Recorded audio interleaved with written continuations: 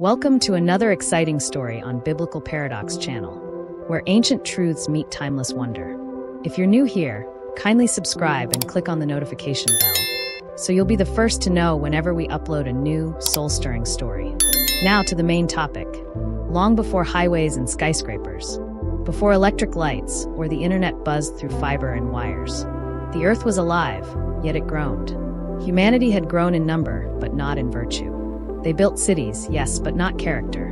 The world God once called very good was now marred by violence, corruption, and deep-seated wickedness. God, in his holiness, looked upon the world, and his heart was grieved. But amid the darkness, there was light. One man just one stood out. His name was Noah. Noah didn't blend in. He didn't bow to culture. He chose the narrow path. He walked with God when everyone else walked away. And so God spoke, not thunderously, but clearly. The end of all flesh has come before me. Build an ark. An ark, a floating fortress in the middle of dry land? It made no sense to the eyes of man. But faith doesn't check the weather forecast before obeying. Noah didn't delay. He didn't debate. He got to work. For years he built, plank by plank, nail by nail. Laughed at, ridiculed, misunderstood, but focused. Because obedience to God will always look like foolishness until the rain begins. Then came the animals. Not driven by instinct, but divinely guided. 2 by 2 they came, wings flapping, hooves stomping, eyes wide and wondering. A parade of purpose, marching into the promise of preservation. And finally, the moment came. Noah, his wife, his 3 sons, and their wives, 8 souls in all, entered the ark. Then the door was shut, not by man, but by God himself. The heavens grew heavy. The fountains of the deep erupted. Rain poured, not just drops, but judgment. For 40 days and 40 nights, the world drowned in its own rebellion.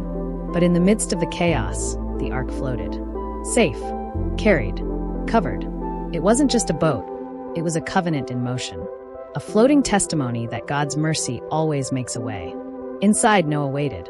He didn't try to pry open the door. He didn't rush to escape.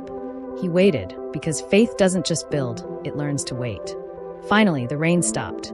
The waters receded. The ark found rest upon Mount Ararat. Noah sent out a raven, then a dove. And when the dove returned with an olive leaf, hope returned too. When the land was dry, God said, "Come out." And Noah's first act wasn't celebration, it was worship. He built an altar. Because new beginnings must always start with thanksgiving. And then, God made a promise.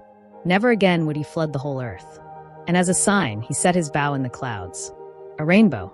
Not just colors in the sky, but covenant in full display. A divine signature across the heavens saying, I remember, I redeem, I restore. Noah's story isn't just about a flood. It's about faith in the face of mockery, obedience when it's unpopular, trust when the skies are clear, and judgment feels distant. And today, the ark is still symbolic, not made of gopher wood, but of grace. The door? Still open, but only one, just like then. And that door is Jesus. So, friend, when God calls you to build, build. When he tells you to wait, wait. When he gives you a promise, hold on.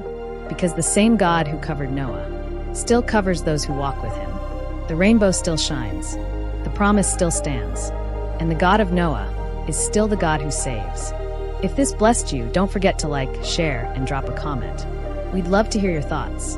Subscribe for more timeless stories that stir the soul and awaken faith. See you in the next episode on Biblical Paradox channel.